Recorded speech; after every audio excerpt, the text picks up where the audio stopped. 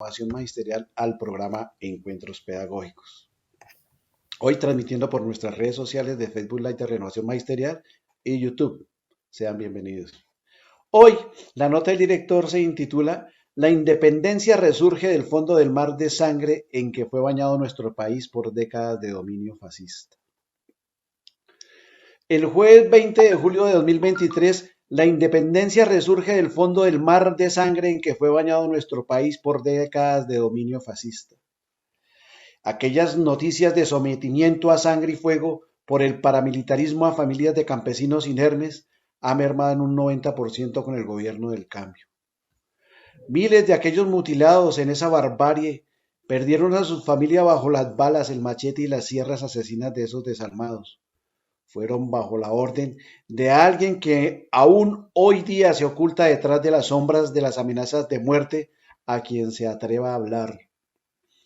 En todo caso, eso pasó en los gobiernos de César Gaviria, Andrés Pastrana, épocas del genocidio de la UP, y en las que más se acrecentó el asesinato con falsos positivos fue en los gobiernos de Álvaro Uribe Vélez, luego Juan Manuel Santos, quien firma la paz con la FARC, y después el resurgimiento nuevamente de esa violencia y despojo contra campesinos, indígenas, estudiantes, obreros, dirigentes sociales, fue con Iván Duque, el candidato del que dijo Uribe Vélez.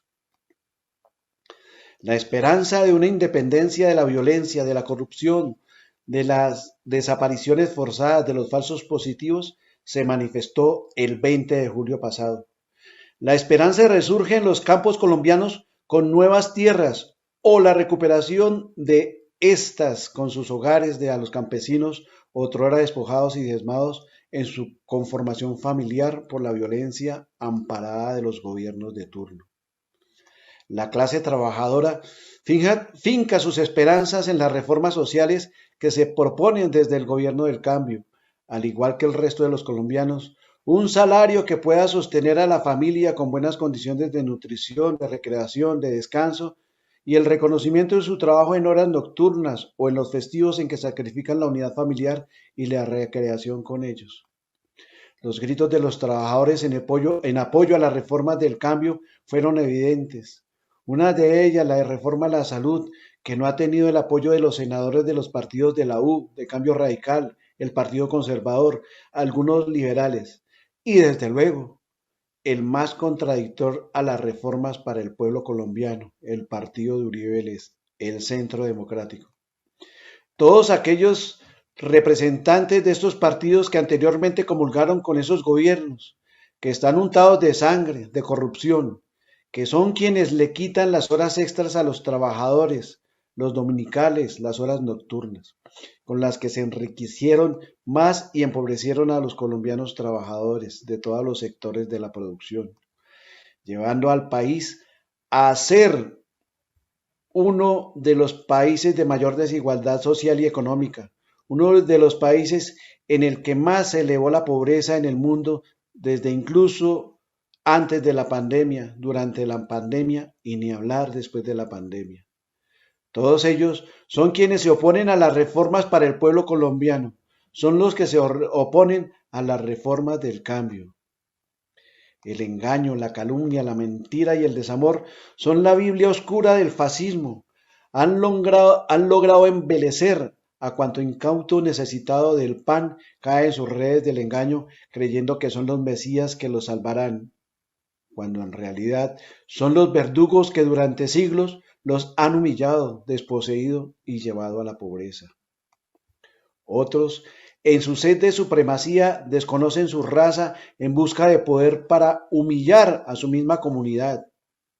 Polo Polo, ejemplo triste de la humillación más ruin y baja del ser humano frente a sus paisanos.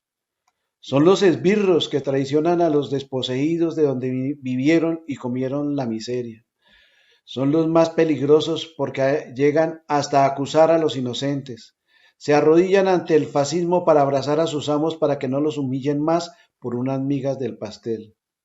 Son los ciegos del fanatismo, del sectarismo político, que, sin razones políticas ni conciencia social, salió a oponerse a las reformas del cambio.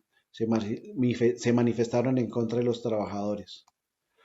Otro sector en contra de las reformas fue de aquellos sometidos en los cuarteles de donde se fraguaron crímenes de lesa humanidad, exmilitares retirados que sabrá Dios si se estaban en las hordas que se amangualaron con el paramilitarismo para despojar a los campesinos de sus tierras, para asesinar y desaparecer a líderes sociales, campesinos, obreros, estudiantes, como ocurrió en las últimas décadas de los gobiernos de Gaviria, Uribe, Pastrana, Santos y Duque.